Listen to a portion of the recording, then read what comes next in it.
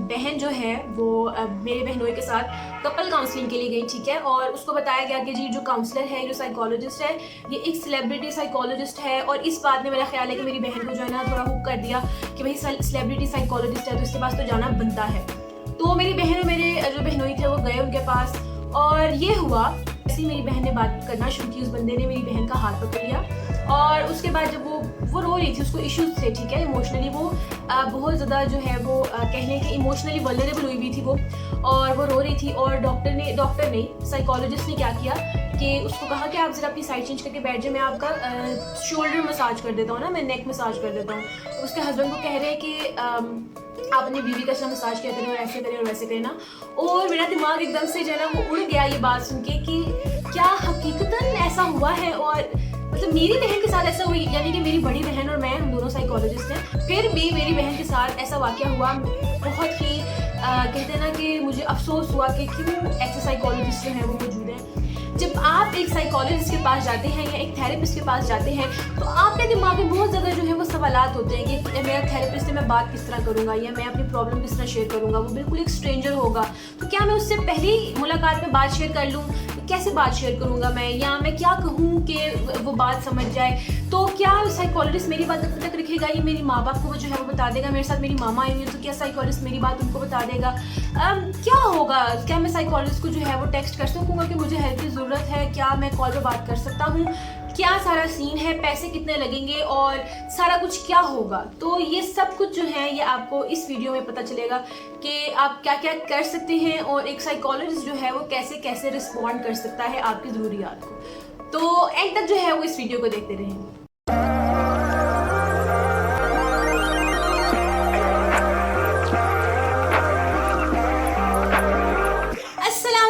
Welcome back to my channel. I hope आप लोग ठीक ठाक होंगे, खुशबाश होंगे। जो लोग नए आए हैं उनको भी वेलकम, और आई होप कि आप जो है आप भी ठीक ठाक होंगे और आप मेरी वीडियोस से जो है वो फायदा उठाएंगे। तो जो सबसे पहला काम है जो आप करेंगे आज वो है कि आपने आज मुझे बताना है कि आप कैसा फील कर रहे हैं। आज आप खुश हैं, उदास है, रोने का दिल कर रहा है, बहुत एक्साइटेड और हैप्पी है, कोई हैप्पी बात आपको सुनने को मिली है,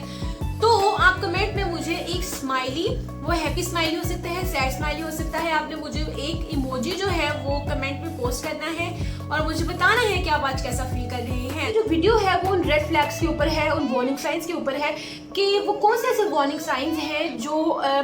जब आप साइकोलॉजिस्ट के पास जा रहे हैं और इनमें से कौन सी चीज़ें हैं जो हो रही हैं और आपको फ़ौरन ये जो पॉइंट्स मैं आपको इस वीडियो में बताऊंगी आपने उन पॉइंट्स को जहन में रखना है। और अगर वो पॉइंट्स 2, 3 या 4 हो रहे हैं तो इसका मतलब है कि वो साइकोलॉजिस्ट आपके लिए ठीक नहीं है और वो साइकोलॉजिस्ट चेंज करने का वक्त आ गया है। देखिए, जिस बंदे ने आपको एम्पावर करना है, आपको टेक्निक्स बतानी है, उसने आपको कहते हैं आपकी प्रॉब्लम को हल करने के लिए आपको टिप्स देनी है, ठीक है। अगर वही बंदा, उसके साथ ही आप कंफर्टेबल नहीं है तो आप उसको प्रॉब्लम अपनी सही बता ही नहीं पाएंगे, ठीक है। कोई बहुत प्राइवेट, क्योंकि ये प्राइवेट चीज़ है आपकी और प्राइवेट चीज़ आप हर अगले बंदे को या हर स्ट्रेंजर को नहीं बता देते। तो एक हेल्दी रिलेशनशिप होना बहुत ज़रूरी है। तो इस वीडियो के अंदर जो है हम बात करेंगे वो साइंस के बारे में कि आपका साइकोलॉजिस्ट इनमें से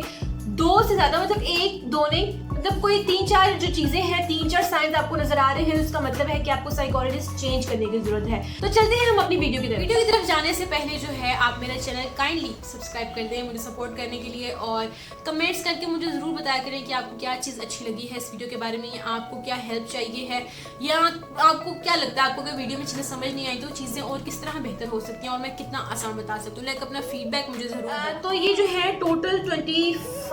पॉइंट्स हैं, ठीक है, और ये सारे ही बहुत इंपॉर्टेंट हैं। आप चाहते हैं कि आप इनको लिख लें और आप भूल ना पाएँ तो आप इनको एक जगह लिख लें पेन और कॉपी लेके, ठीक हो गया। तो जो फर्स्ट है वो ये है कि आपका जो साइकोलॉजिस्ट अगर आपको ध्यान से नहीं सुन रहा है, ठीक है, या तो वो यहाँ वहाँ देख रहा है, या वो घड़ी की तरफ देख रहा है, या वो किसी को मैसेज कर रहा है, या वो किसी की कॉल सुन रहा है, या वो खाना खा रहा है, या वो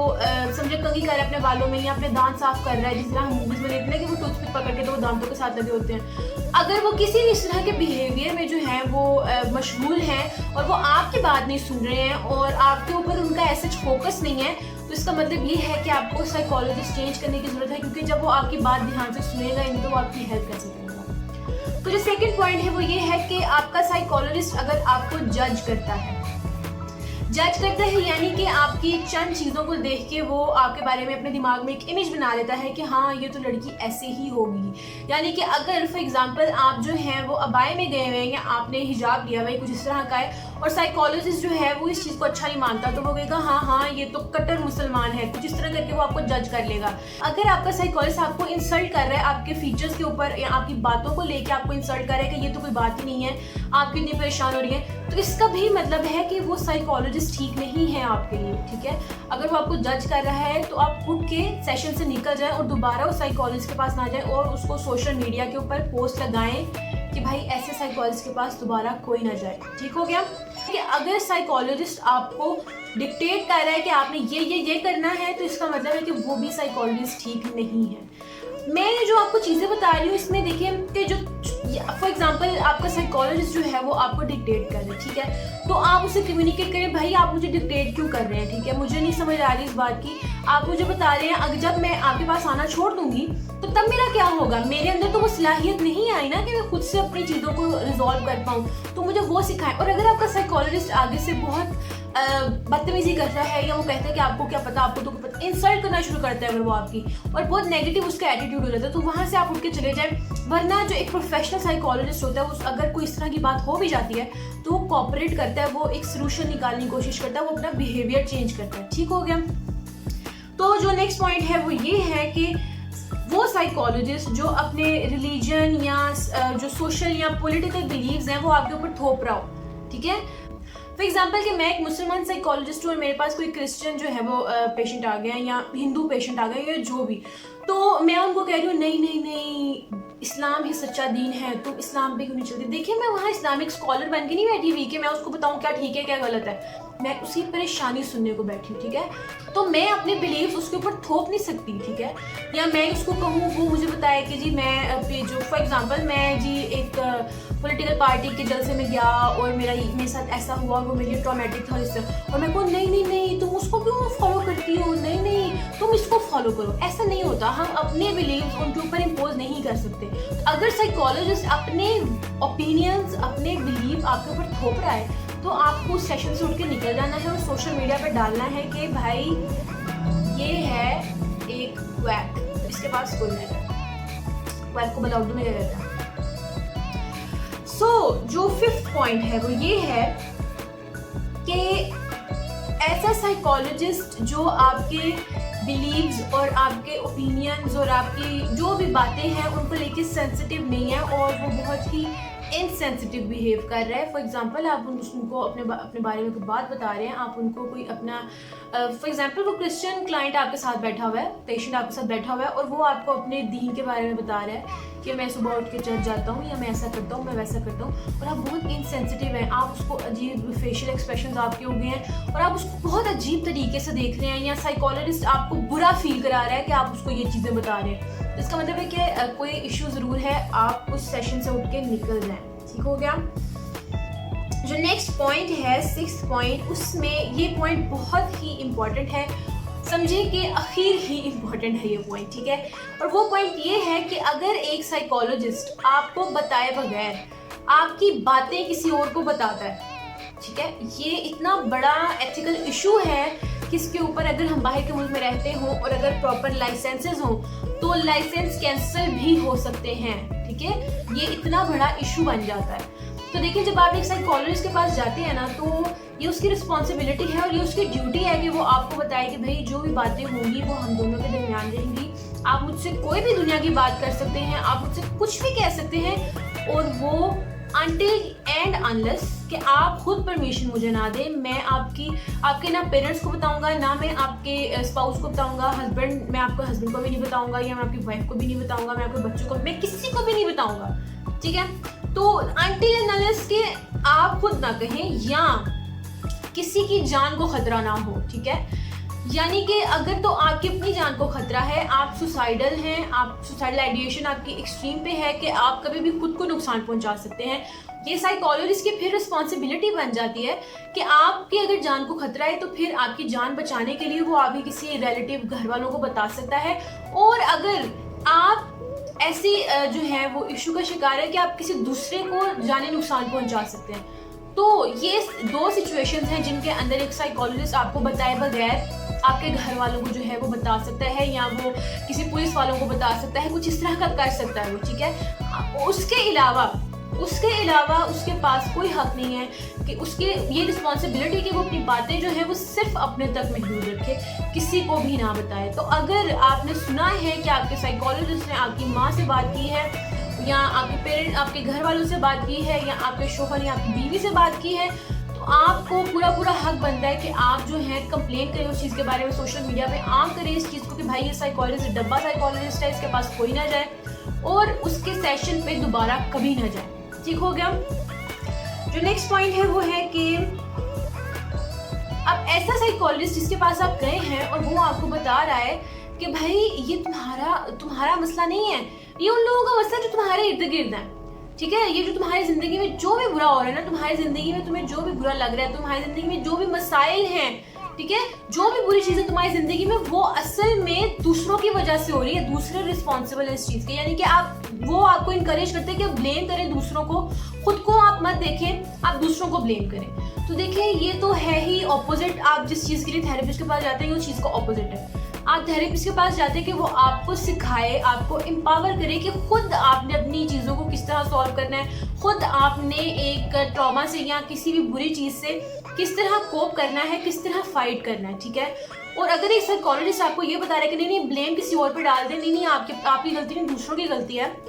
अगर दूसरी गलती हो भी फॉर एग्जाम्पल, फिर भी वो आपको नहीं कहेगा कि भाई दूसरों की ही गलती है, वो आपको तरीके बताएगा कि आपने इस सिचुएशन में क्या करना है और आपने इस सिचुएशन में कैसे डील करना है। तो अगर एक साइकोलॉजिस्ट ब्लेम गेम डालने का कहता है तो फिर आप फौरन वहाँ से उठ जाएं और वर्कआउट कर जाएं वही सोशल मीडिया में। हर पॉइंट पे कहूँगी ताकि आप लोगों को हकीकत में, अगर खुदा ना आस्ता इस तरह का कोई इशू आता है, इस तरह का कोई वाक़या आप लोगों के साथ होता है, तो आप लोग हकीकतन उसको सोशल मीडिया पे डालें, ताकि मैं अपनी बहन से पूछना चाहती हूँ कि वो कौन सा डब्बा साइकोलॉजिस्ट जिसके पास तुम गई थी, वो कौन सा सेलिब्रिटी साइकोलॉजिस्ट जिसके पास वो गई थी, ताकि मैं उसको सोशल मीडिया पे डालूं और दूसरे लोगों के पैसे ज़ाया ना हो। अच्छा जी,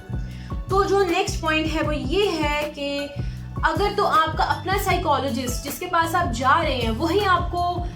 शेम करना शुरू हो जाए कि तुम्हें ये मेंटल हेल्थ इशू है, ओ हो। मैं आपको एग्जांपल देना चाहूँगी, वो है ईटिंग डिसऑर्डर की, कि एक साइकोलॉजिस्ट ही आपको शेम करना शुरू हो जाए कि भाई तुम तो खाती ज़्यादा हो ना इसलिए तुम्हें ईटिंग डिसऑर्डर है, या तुम तो पता नहीं तुम्हारी आदत ये है खाने की इसलिए तुम्हें ईटिंग डिसऑर्डर, यानी वो आपको शेम करना शुरू हो जाए कि भाई तुम्हें तो ये इस वजह से है, तुम्हारी अपनी वजह से तुम्हें ये बीमारी हुई है। ऐसा नहीं होता, ठीक है। अगर तो ऐसा आपके साथ हुआ है, फौरन निकल जाए, आपको किसी दूसरे बंदे को देखने की जरूरत नहीं है, आपने बस वर्कआउट कर जाना और आपने बेइज्जत करना है ऐसे साइकोलॉजिस्ट को सोशल मीडिया पे। तो नेक्स्ट पॉइंट है वो ये है कि अगर एक साइकोलॉजिस्ट अपने बारे में बहुत बातें करता है, ठीक है, अपनी ज़िंदगी के बारे में आपको बताएगा कि भाई मेरी बीवी ऐसी है, मेरे बच्चे ऐसे हैं, मैं पैसे ऐसे कमाता हूँ, मेरी बिजनेस लाइफ ऐसी है, बहुत ज़्यादा आपको अपने बारे में जो बताते हैं ना, बिल्कुल ऐसा होता है कि आप उसके पास अपने मसले लेके गए हैं, वो आपको अपनी बातें बताना शुरू हो गया, यानी आपको सुनने के लिए वो आपको अपना बताना शुरू हो गया। तो वो साइकोलॉजिस्ट भी आपके किसी काम का नहीं है, वो आपके किसी काम भी नहीं आएगा, सिर्फ पैसे ज़ाया होंगे। तो उस साइकोलॉजिस्ट को भी चेंज करने का वक्त आ गया, ठीक हो गया। तो जो नेक्स्ट पॉइंट है वो ये है कि अगर एक साइकोलॉजिस्ट आपको फॉर एग्जांपल जब हम फॉर्म फिल कराते हैं, मैं आपको बड़ी एक आइडियल सिचुएशन बता रही हूँ, ऐसा होता नहीं है अक्सर, ठीक है।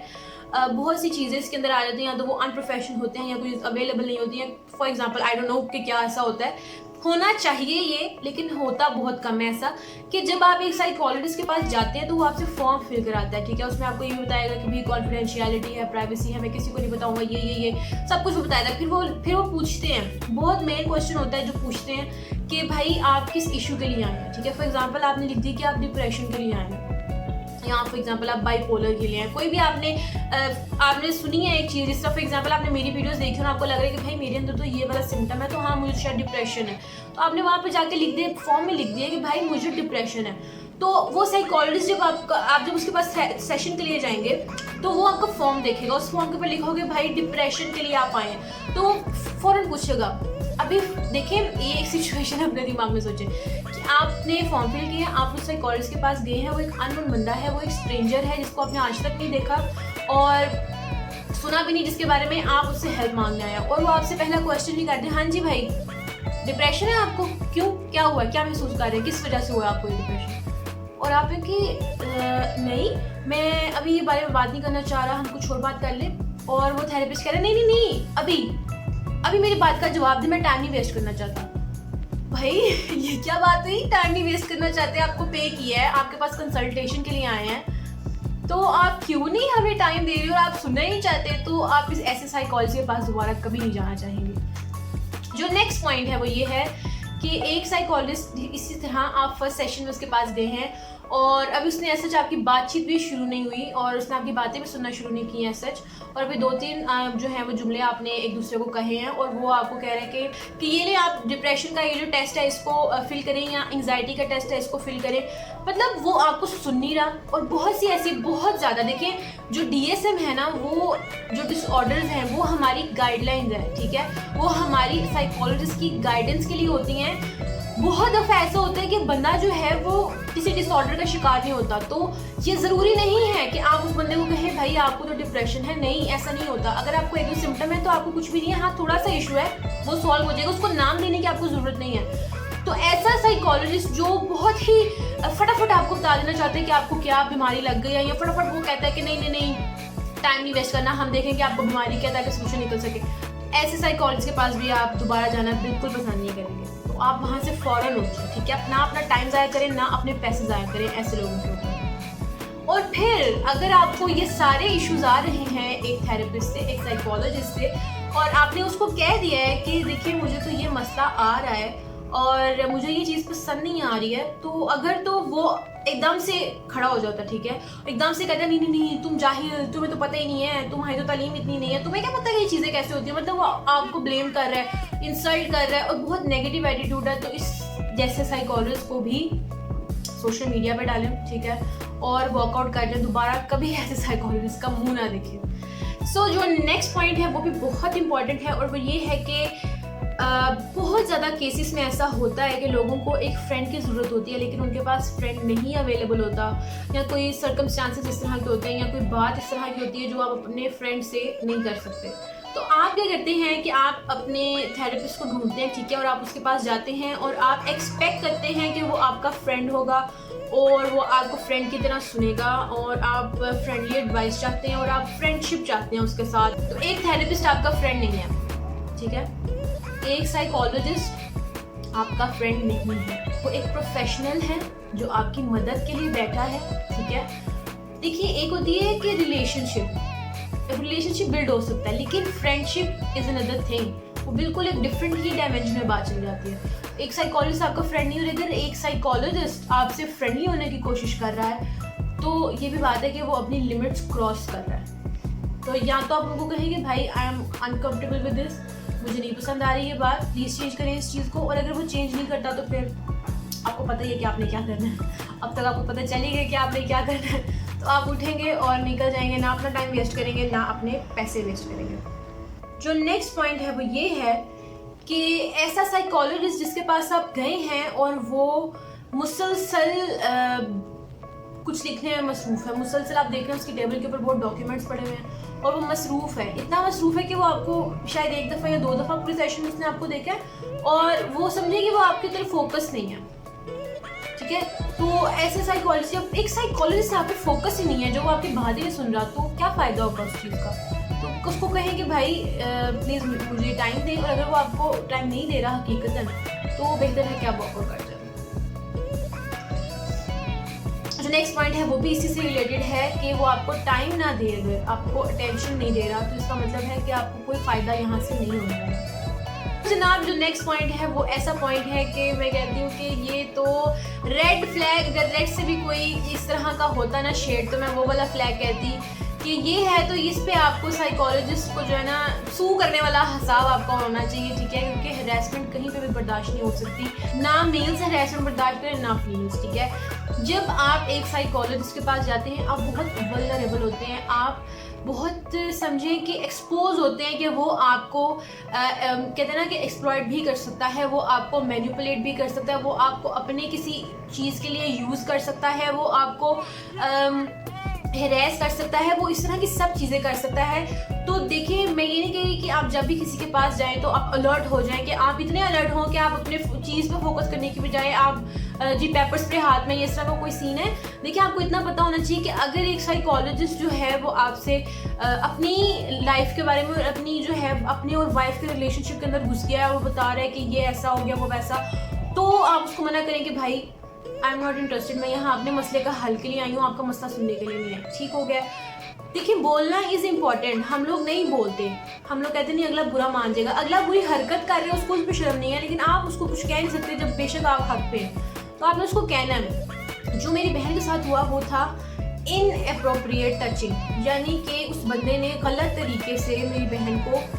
छुआ या उसकी छूने की कोशिश तो नहीं थी, उसने प्रॉपर टच ही किया। तो आपने अगर एक साइकोलॉजिस्ट आपको इनअप्रोप्रिएट टच कर रहा है तो आपने फ़ौरन उसको मना करना, और वो मना नहीं हो रहा तो आपने वर्कआउट कर देना है, और ऐसे बंदे को आपने जलील करना है सोशल मीडिया के ऊपर जो एक पेशेंट का एडवांटेज लेने की कोशिश कर रहा है। एप्रोप्रिएट टचिंग यानी कि वो कितना एक साइकोलॉजिस्ट अपने पेशेंट को कितना टच कर सकता है, ठीक है, पहले तो हमें ये पता होना चाहिए। तो एक साइकोलॉजिस्ट अपने पेशेंट को टच करता ही नहीं है, ठीक है। एक साइकोलॉजिस्ट वो आपका फ्रेंड नहीं है, वो आपका रिलेटिव नहीं है, वो अभी क्या कभी भी बेशक आप 100 सेशन उसके पास चले गए तब भी उसको ये राइट नहीं मिलता कि वो आपको टच करे। अगर आप रो रहे हैं तो एक साइकोलॉजिस्ट ज़्यादा से ज़्यादा आपको टिश्यू बॉक्स जो है, ठीक है, वो आपकी तरफ बढ़ा देगा, यानी कि स्लाइड कर देगा टेबल से, वो भी आपको टच करके नहीं पकड़ाएगा, स्लाइड कर देगा, आपको पानी का ग्लास पकड़ाएगा नहीं, आपको पानी का ग्लास रख के देगा, ठीक है। और आप तो हशर ही हो चले ना आपका रो रो के, और आपको कोई हो ही नहीं रहा काम, तो वो सिर्फ आएगा और वो आपके शोल्डर पे ये ये टैप करके चला जाएगा कि मैं आपके साथ हूँ, ठीक है। ये फिर मैं आपको बता रही हूँ कि साइकोलॉजिस्ट सिर्फ ये कर सकता है, पीछे से आए और ये 1 2 बस ये टैप, सिर्फ ये टैप दे सकता है। उसके अलावा अगर एक साइकोलॉजिस्ट आपको कहीं पे टच कर रहा है तो रेड साइन है, निकल जाए वहाँ से, ठीक है। खुद को आपने एक्सप्लॉइट होने नहीं देना, आपने उस बंदे को परमिशन नहीं देनी। आपने उस बंदे को अपने 100 मसाले बता दिए ना, बड़े प्राइवेट मसाले बता दिए, तब भी आपने उसको परमिशन नहीं देनी कि वो आपको ब्लैकमेल करे या वो आपको एक्सप्लॉइट करने की कोशिश करे, ठीक हो गया। और ऐसे बंदे को तो इतना जलील करना है सोशल मीडिया के ऊपर कि उसको लग पता जाए, आइंदा लोग एक्सप्लॉइट ना हो, आइंदा लोग अपने पैसे भी ज़ाया ना करें उसके। जनाब, तो जो नेक्स्ट पॉइंट है वो ये है कि हमारी हर चीज़ ही ऑनलाइन हो गई है, और मैं भी आपको हर दफ़ा कहती हूँ जी ऑनलाइन थेरेपी लें, ऑनलाइन सेशन लें, और फ्री मिल रहा है और क्या हो रहा है। तो ये उन लोगों के लिए हैं जो ऑनलाइन सेशन ले रहे हैं, और ऑनलाइन फिजिकली तो मैंने आपको बता दिया, अब ऑनलाइन किस तरह पता चलेगा कि वो साइकोलॉजिस्ट जो है वो हमारे लिए अच्छा नहीं है, ठीक है। वैसे तो बहुत सी चीज़ें, पीछे वाली चीज़ें सारी अप्लाई होती हैं इस चीज़ के ऊपर, वो आपको टाइम नहीं दे रहा है या वो क्या नहीं कर रहा। तो अब जो है आप ध्यान से सुनेंगे, आप ऑनलाइन काउंसलिंग ले रहे हैं तो वो क्या रेड फ्लैग्स हैं, वो रेड फ्लैग्स ये हैं कि वो आपकी तरफ देखने की बजाय वो कभी इर्द गिर्द देख रहे हैं, कभी वो आप देख रहे हैं कि वो अपने सेलफोन में मसरूफ़ है, ये आप देख रहे हैं कि वो क्लिक क्लिक क्लिक की आवाज़ आ रही है, यानी कि वो आपको देखने की बजाय, आपको सुनने की बजाय कंप्यूटर पे कुछ और ही काम कर रहा है साथ में। तो इसका मतलब है कि जब फोकस ही नहीं है उस बंदे का, उसको पता ही नहीं चलेगा कि आप क्या कह रहे हैं, या आपका मकसद क्या है कहने का, या आपकी बात क्या है, कोई बीच में रीज़न क्या है आपके इशू की, वो सॉल्व नहीं कर सकता। तो बेहतर है कि आप अपना सेशन एंड करें और फिर दोबारा कभी उसे सेशन ना लें। जो नेक्स्ट चीज़ है जो आपने ध्यान में रखनी है वो ये है कि अगर तो देखिए ऑनलाइन जो दुनिया हो गई है, तो मीटिंग्स में भी कभी बच्चों की बात पीछे से आ जाती है, लेकिन जब आप अपने एक थेरेपिस्ट के साथ है, इसका मतलब है कि फुल कॉन्फिडेंशियलिटी और प्राइवेसी की ज़रूरत है। लेकिन आपको आखिर पीछे से आपको लग रहा है कि पूरा ख़ानदान ही उस कमरे में बैठा हुआ है, और बच्चा एक तरफ से रो रहा है, और कभी एक तरफ से किसी की आवाज़ आ रही है, एक तरफ से कोई कुछ कह रहा है। तो इसका मतलब है कि खाली वो नहीं आपको सुन रहा, पूरा घर ही आपको सुन सकता है, आपकी बात को सुन सकता है, या उसका फोकस ही नहीं रहेगा आपके ऊपर। तो तब भी बेहतर है कि आप फ़ौरन कॉल को कट करें और फिर दोबारा उसको कभी कॉल ना करें। जो नेक्स्ट पॉइंट है वो ये है कि आपने उसको अपॉइंटमेंट का पूछा है कि नेक्स्ट अपॉइंटमेंट कब हो, और वो आपको जवाब ही नहीं दे रहा, हफ्ता हो गया, ठीक है, वो उसने आपको जवाब ही दिया, तो इसका मतलब है कि ही इज़ नॉट इंटरेस्टेड कि वो आप उससे कोई थेरेपी लें। नेक्स्ट पॉइंट है वो ये है कि जब आपने उनको मैसेज किया है हेल्प के लिए, ठीक है, वो आपको थेरेपिस्ट खुद बताता है कि भाई आप मुझे जो है 4 से 6 बजे के दरमियान मैसेज कर सकते हैं, ठीक है। वो एक प्रॉपर गाइडेंस होती है, ये नहीं होता कि रात के किसी भी वक्त आपको मैसेज कर लेंगे, या वो थेरेपिस्ट आपको किसी भी वक्त कॉल कर लेगा, या हर वक्त आपको कॉल कर लेगा, ये गलत है। ये वो एक रिलेशनशिप बनाने की कोशिश कर रहा है जो कि बहुत गलत है। तो आपको साइकोलॉजिस्ट ने नंबर दिया कि भाई आप इन 2 घंटों में या इन 4 घंटों में मुझे मैसेज कर सकते हैं अगर आपको ज़रूरत हो। और आपने उसको मैसेज किया और आपने कहा है कि आई नीड एमरजेंसी हेल्प, मुझे एकदम से जो है एंग्जाइटी शुरू होती है, मैं क्या करूँ। और उसने कहा है पानी पियो और सांस लें। दैट्स इट, इतना छोटा मैसेज। आप एक कहते हैं ना एक काइंड ऑफ एक अटैक की सिचुएशन में हो और अगर आपको ये 2 लफ्ज़ सुनने को मिल रहा है तो ये इतना कम रिस्पॉन्स है कि ना होना ही बेहतर था। एक तो थेरेपिस्ट ने लिखने की जहमत भी गंवारा की तो क्या लिख के भेजा। तो इसका मतलब है कि आपको इतनी हेल्प नहीं मिलने वाली इस बंदे से। जो नेक्स्ट चीज़ है वो ये है कि जब बात कर रहे हैं आप फेस टू फेस बात कर रहे हैं या मैसेजेस के थ्रू बात कर रहे हैं या कॉल्स के थ्रू बात कर रहे हैं, तो वो आपको ऐसे ऐसे टर्म्स के नाम भारी भारी बता रहा है जो एक सिर्फ साइकोलॉजिस्ट ही दूसरे साइकोलॉजिस्ट की बात समझ सकता है। मतलब ऐसी बात कर रहा है वो कि एक आम लोग जो बंदे हैं आम फहम में नहीं समझ आ सकती बातें, ठीक है। हर फील्ड की अपनी स्पेसिफिक टर्म्स होती हैं और अगर वो आपको ये भी मेरी बहन के साथ हुआ कि जो साइकोलॉजिस्ट थी उसने मेरी बहन को इतने बड़े बड़े वर्ड्स कहना शुरू कर दिए कि भाई मेरी बहन जो है वो बहुत पढ़ी लिखी है। इसका मतलब है इसको तो पता ही होगा। देखिए पढ़े लिखे होने का मतलब ये नहीं कि वो अगले की फील्ड के स्पेसिफिक टर्म्स और चीज़ों को समझ सके। तो ये भी बहुत गलत रवैया। उसको कहें कि भाई सिंपल फॉर्म में मुझे बताएं कि आप क्या कह रहे हैं, और अगर वो नेगेटिव हो रहा है और वो आपकी बात पे कान नहीं धरा रहा, इसका मतलब है कि आपको उससे कोई फ्रूट नहीं मिलने वाला और आप जो है वो डिस्कनेक्ट हो जाएं। और वही बात कि अगर वो आपको सुबह शाम दिन रात टेक्स्ट कर रहा है और अगर तो आपको जानू मानू कह रहे हो और इस तरह की सब चीज़ें, तो फ़ौरन दूर हो जाए ऐसे। फिर आप अपने बच्चे को एक साइकोलॉजिस्ट के पास लेके गए हैं, लेकिन वो साइकोलॉजिस्ट है अडल्ट्स में उसने स्पेशलाइज़ किया हुआ है, बच्चों में उसने स्पेशलाइज़ नहीं किया, तो वो सिर्फ आप पैसे ज़ाया कर रहे हैं, कोई आपको फ़ायदा नहीं होने वाला। आप जब भी ये हम लोग इतना झिझकते हैं कि नहीं हम अगले से पूछ लेंगे तो हो पता नहीं क्या हो जाएगा, नहीं मैं नहीं पूछ रहा, ऑफिस खोल के बैठा तो कुछ तो वो होगा। देखिए आपका हक है ये पूछना उस बंदे से कि पूछ लें कि भाई आपने कहाँ से अपनी डिग्री हासिल की है, भाई कहाँ से आपने डिप्लोमा हासिल किया अपना, या कहाँ से आपने ये सब किया। तो उनसे पूछने में कोई हर्ज नहीं है। फिर वो आपको बताएगा कि भाई मैंने जो है ना फलां यूनिवर्सिटी से मैंने अपनी डिग्री ली है या फलां इंस्टीट्यूट से मैंने ये काम किया है। और फिर जब आप उनसे पूछेंगे कि भाई कितने लोग आते हैं आपके पास अपना ट्रीटमेंट कराने के लिए, तो वो कहना नहीं बहुत आते हैं नहीं, मुझे उस बताएं कितने 100 में आ जाते हैं, 1000 में आ जाते हैं, कितने में आ जाते हैं। ये पूछना आपका हक है, ठीक है। उससे पूछें कि मैं बच्चे को ले तो आया हूँ, क्या तुम स्पेशलाइज भी हो इस चीज़ के अंदर। तो ये पूछना बहुत ज़रूरी है कि जिस चीज़ का इशू है, जिस एज ग्रुप का इशू है या जिस फील्ड एरिया का इशू है, क्या अगला बंदा उस बारे में पढ़ा लिखा है भी, आपकी मदद कर भी सकता है कि नहीं, या आपको खाली पैसों में ही लूटे जा रहा है। इसके साथ ही मुझे जो पॉइंट है वो याद आया कि बहुत दफ़ा ऐसा होता है कि एक थेरेपिस्ट अगर आप उसके साथ चले हैं ना और वो आपका पक्का वाला थेरेपिस्ट बन गया, तो ऐसा होता है कि जब वो आपकी थेरेपी नहीं भी ले रहा होता तो कभी किसी चीज़ के जुमरे में पैसे काट देते, कभी किसी चीज़ के जुमरे में पैसे काट देते और फजूल में पैसे काट रहे हैं, हालांकि आपका ना सेशन हो रहा है ना कुछ हो रहा है। इसका मतलब है वो आपको फाइनेंशियली एक्सप्लॉइट कर रहा है और आप दोबारा कभी भी उस थेरेपिस्ट के पास जाना बिल्कुल भी कबूल नहीं करेंगे। उसको कहेंगे कि भाई आई कैन नॉट पे यू एनी मोर, ठीक है, सेशंस नहीं हो रहे, मैं पे नहीं कर सकता। और अगर वो इस बात को नहीं समझता तो फिर आपका उससे दूर रहना ही बेहतर है। इसी के साथ जो क्वेश्चंस की जब हम बात कर रहे हैं तो वो ये है कि अगर आपका थेरेपिस्ट इन क्वेश्चंस का आंसर नहीं कर रहा जो आप उनसे पूछ रहे हैं, या आप उनसे पूछ रहे हैं कि मुझे क्या इशू है, या आप पूछ रहे हैं कि ट्रीटमेंट में कितनी देर लगेगी, और आपका थेरेपिस्ट किसी भी चीज़ का जवाब नहीं दे रहा, तो इसका मतलब है कि वो इंटरेस्टेड नहीं है